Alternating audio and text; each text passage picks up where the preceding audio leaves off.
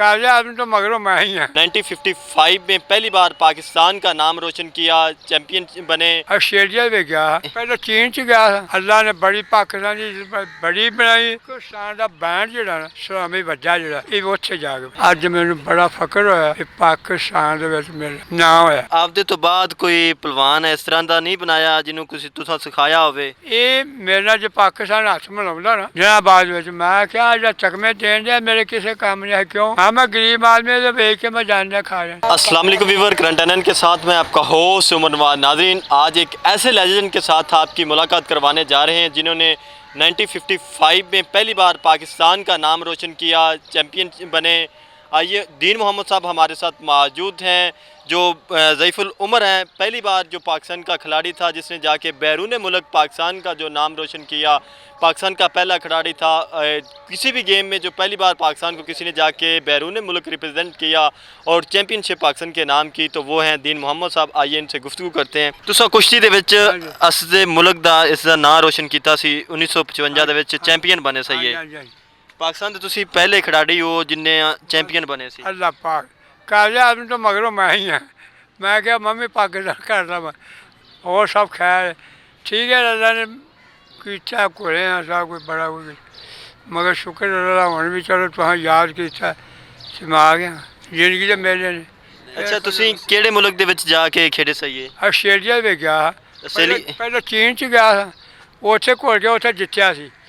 मगर मेरे नाल दे जे सानू सही ना लगे तो फिर मैं भौंके गया जो ऑस्ट्रेलिया दे, उत्थे जाके मैनू गैर मुल्क कोशिश कर रहा सी कि तू चुक ला, मैं मुसलमान मैं विकण वाला नहीं है। अल्लाह ने बड़ी पाकिस्तान की बड़ी बनाई, बहुत ही बनाई। मिलिट्री गई है घर, बड़ा खुश हुई है, बड़ा कुछ अल्लाह ने दिता। गरीबी अमीरी अल्लाह के वास्ते जो करता उसका फल दा। मैं कुश्ती का जाम कुश्ती दे तुसी चैंपियन बने सही है। तुहाडे तो पहले कोई चैंपियन नहीं बन सकिया? हैगा ही कुछ नहीं, कोई बंदा नहीं है सी। उस कोई भलवान या कोई गल नहीं सी हैगी।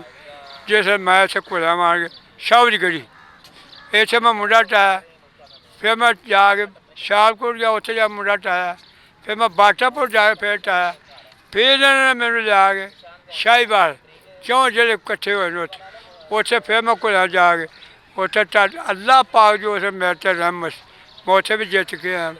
फिर इन्हें इत्थे शाह दी गढ़ी घलाया, साजा एक पैर मैं उन्होंने टाया, उत्थों फिर आस्ट्रेलिया गया, उत्थे जाके फिर घुले, उत्थे अल्लाह ने फिर पाकिस्तान ने ना खड़ा कर। तुसी पहली वो टीम सी जेड़ी गई सी? पहली मेरे तो पहले कोई काले आदमी गया पाकिस्तान बना के, और कोई नहीं गया। पाकिस्तान दा वो पहला तुसी चैंपियनशिप जित्ती सी, तुहाडे तो पहले असी किसी भी जेड़ी भी गेम थी वो कोई नहीं जित सके सा। ते पाकिस्तान का बैंड जेड़ा ना सलामी वजा जेड़ा ये उत्थे जाके बजा। तुहाडे मुकाबले च कौन सी? पता नहीं केड़ा बंदा गैर मजहब है, केड़े मुल्क दा सी? सिख जेड़ा सी उन्होंने मैं इत्थे भी टा लिया तो उत्थे फड़ लिया। ये जेड़ा बंदा है ना ये पता केड़े टीम का सी, केड़े मुल्क का सी, इन्हों टाया लिखा नहीं उत्ते हैगा। अल्लाह ने इज्जत रख ली। केड़े मुल्क केड़े दा सी ओ? ये मैनू नहीं पता है।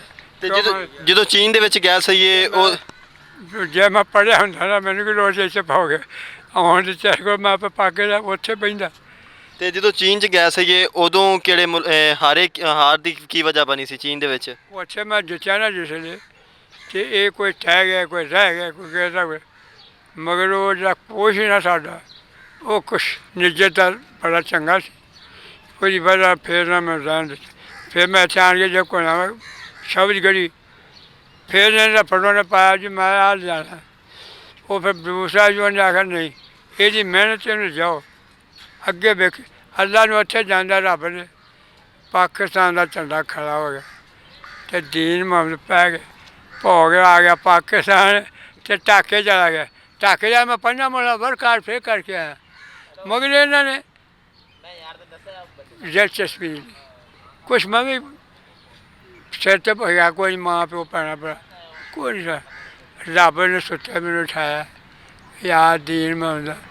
अज मैनू बड़ा फकर होया कि पाकिस्तान दे विच मेरा नाम होया। सुनते जी कि अल्लाह पाक तुहानू भी जिंदगी देवे, मैनू भी हूँ असीं जान वाले ਹੁਣ ਅਸੀਂ ਜਾਣਾ ਨੇ। ਅੱਛਾ, ਤੇ ਤੁਸੀਂ ਆਪਦੇ ਤੋਂ ਬਾਅਦ ਕੋਈ ਪਹਿਲਵਾਨ ਇਸ ਤਰ੍ਹਾਂ ਦਾ ਨਹੀਂ ਬਣਾਇਆ ਜਿਹਨੂੰ ਤੁਸੀਂ ਸਿਖਾਇਆ ਹੋਵੇ? ਇਹ ਮੇਰੇ ਨਾਲ ਜੇ ਪਾਕਿਸਤਾਨ ਹੱਥ ਮਿਲਾਉਂਦਾ ਨਾ ਫਿਰ ਮੈਂ ਬਣਾਉਂਦਾ। ਪਾਕਿਸਤਾਨ ਨੇ ਮੇਰਾ ਹੱਥ ਨਹੀਂ ਮਿਲਾਇਆ। ਮੈਂ ਜਿਹੜੀ ਕੋਈ ਮਰਲਾ ਆਈ ਸੀ ਉਹ ਵੀ ਵੇਚ ਕੇ ਖਾ ਗਿਆ ਉਸ ਵੇਲੇ ਸਸਤੀ ਆ ਜਿਵੇਂ।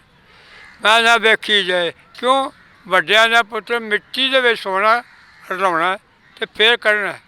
ਮੈਂ ਉਹ ਚਾਲੇ 'ਤੇ ਲੱਗਾ ਜੋ ਮੈਂ ਲੱਗਾ ਖੂਹ ਗਿਆ ਬੜੀ ਮੁਸੀਬਤਾਂ ਨਾਲ ਅੱਲਾ ਨੇ ਸੁਣ ਲਏ। ਤੇ ਤੁਹਾਡੇ ਉਸਤਾਦ ਕੌਣ ਸੀ, ਕਿਹਨਾਂ ਕੋਲੋਂ ਸਿੱਖੀ ਸੀ ਇਹ ਪਹਿਲਵਾਨੀ? ਉਹ ਆਈ ਜੀ ਮੇਰ ਇੱਕ ਹੈਗਾ ਆਪਣਾ ਚਿਬੁਰ ਜੀ, ਉਹ ਸੀ।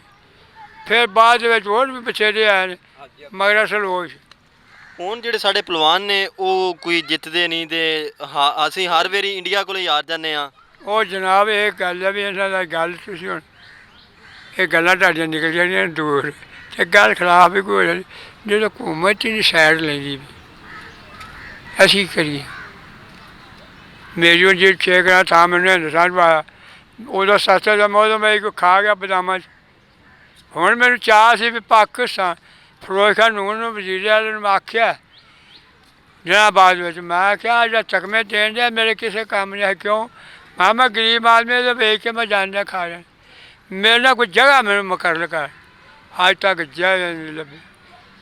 ਜਿਹੜਾ ਆਇਆ ਸਲਾਮ ਕੋਠੀ 'ਚ ਮਾਂ ਭਰਾਵਾ ਕਾਗਜ਼ ਐਵੇਂ ਨਾ ਸੁੱਟੀ, ਇਹ ਬੜੇ ਔਖੇ ਕਮਾਏ ਗਏ। ਹੁਣ ਮੌਲਵੀ ਨੇ ਉਹਨੇ ਯਾਦ ਕੀਤਾ ਨੇ ਮੈਂ ਬੜਾ ਖੁਸ਼ ਹੋਇਆ ਕਿ ਅੱਲਾ ਪਾਕ ਇਹਨਾਂ ਦਾ ਰਹਿਮਤ ਕਰੇ। ਗੱਲ ਤੇ ਹੈ ਦੇਣਾ ਲੈਣਾ ਕਿਸਮਤ ਦਾ ਇਹ ਨਹੀਂ ਹੋਣਾ ਚਾਹੀਦਾ ਮਗਰ ਜੋ ਬਕਦਰ। ਤੇ ਹਕੂਮਤ ਨੇ ਤੁਹਾਨੂੰ ਕੋਈ ਵਜ਼ੀਫਾ ਨਹੀਂ ਦਿੱਤਾ, ਕੁਝ ਵੀ ਨਹੀਂ ਦਿੱਤਾ? ਬਸ ਹਕੂਮਤ ਨੇ ਕੋਈ ਨਹੀਂ ਸਾਈਡ ਕੋਠੀ ਜਿੱਥੋਂ ਮੈਂ ਆ ਮੁੰਡਾ ਮੇਰਾ ਸਾਹਮਣੇ ਖਲੋਤਾ ਮੈਥੋਂ ਹੁਣ ਉੱਠਿਆ ਨਹੀਂ ਜਾਂਦਾ। ਇਹ ਚੁੱਕ ਕੇ ਝਾੜੇ ਬਜ਼ਾਰ ਰੋਟੀ ਆ ਮੇਰੇ ਰੋਟੀ ਮੈਂ ਨਹੀਂ ਕਰਦਾ, ਹੱਥ ਮੈਂ ਨਹੀਂ ਧੋਦਾ। ਇਹ ਸਾਹਮਣੇ ਬੈਠੇ ਮੈਨੂੰ ਜਦੋਂ ਪੁੱਛਦੇ ਨੇ ਮੈਂ ਕਿਹਾ ਗੱਲ ਮੁੱਲ ਮੇਰਾ ਪਾਕਿਸਤਾਨ ਸਾਹਿਬਾਨ ਨੇ ਨਾ ਮੈਂ ਬਿਆਨ ਬੜਾ ਸਖਤ ਦਿੱਤੇ ਨੇ। ਇਹਨਾਂ ਦਾ ਆਪਣਾ ਪੇੜ ਨਹੀਂ ਪੈਦਾ ਮੈਨੂੰ ਕੀ ਦੇਣਾ।